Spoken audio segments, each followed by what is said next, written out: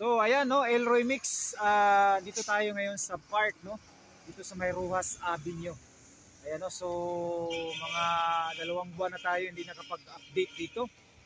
So timing na nandito yung mga electrical no, mamaya daw hapon ma-install na yung metro ng Davao Light.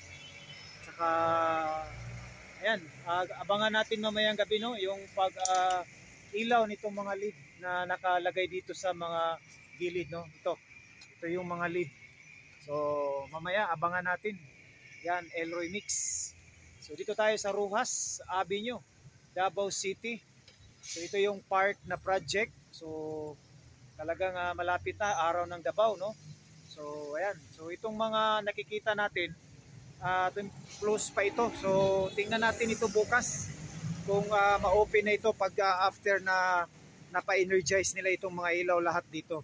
Kasi dito na banda there are 7 meters metro papapunta doon sa harap ng Coastal Road na exit. So doon naman na banda isang poste ng metro.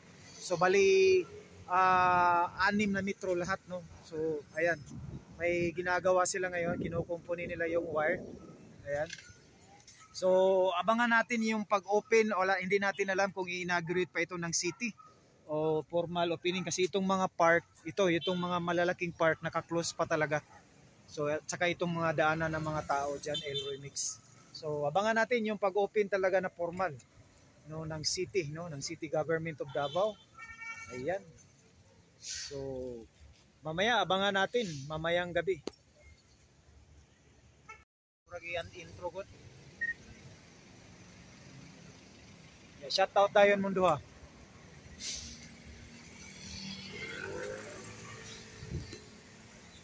Ayan o, Elroy Mix. So nandito tayo sa may Roxas Open Market. Ayan o, ito na yung pag alas 2 dito. Nakikita natin dito no, nag-prepare na ito para sa Roxas Night Market. Ayan o, matutungayan natin ito mamayang gabi kasi bukas opening no ng araw ng Davao dito sa Davao City. Ayan, so ito na rin abangan na lang din natin ito bukas kasi yung mga park dyan nakikita natin yung mga yan no, yan yung mga ano dyan, hindi pa yan totally open talaga.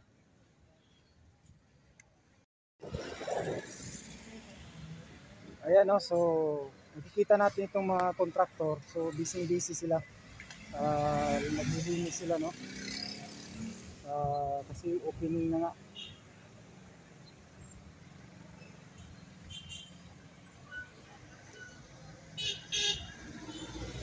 So ito parang open na ito no. So may nakita tayong mga iba dyan naka-close pa doon sa banda. So ayan.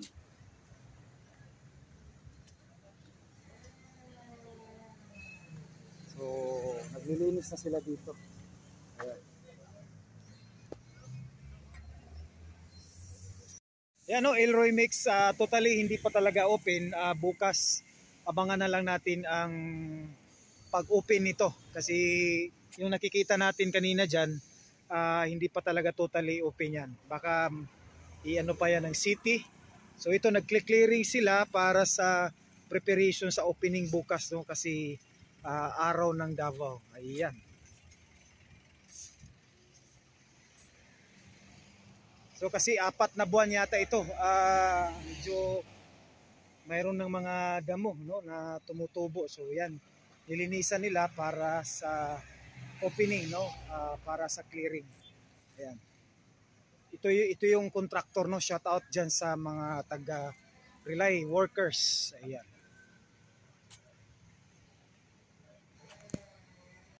Ayan, Elroy Mix no, natawad na itong meter dito sa may ano. So hintayin na lang natin no ang pag energize nito.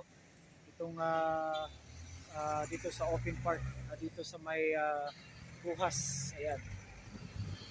So yan pa yung install nila ngayon. Mamaya abangan natin no, mga 6 or 5:30. Okay, so yan, dito muna tayo sa yung nag-energize nito. Mamaya no, abangan natin.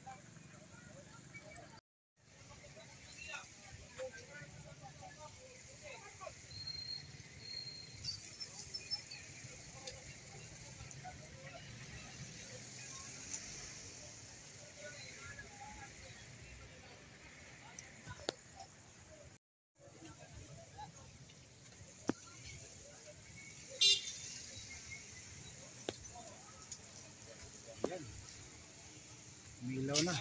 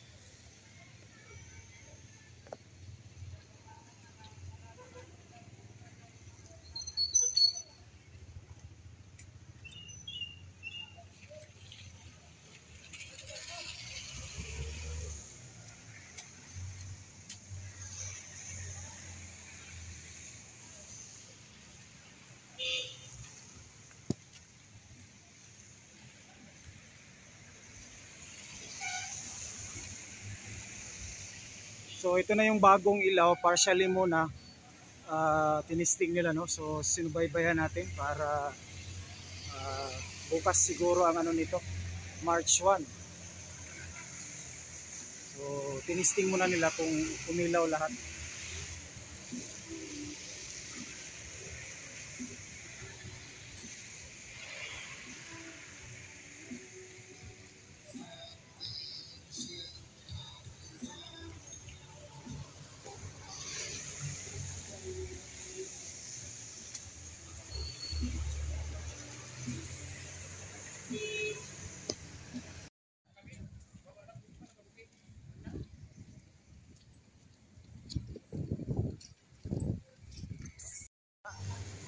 Itisting ugma. Araw. Say next ano, kasi kaya naman dire sa rumas karon na araw. Umbot wala po kabalo pero gitisting sa mga ilaw.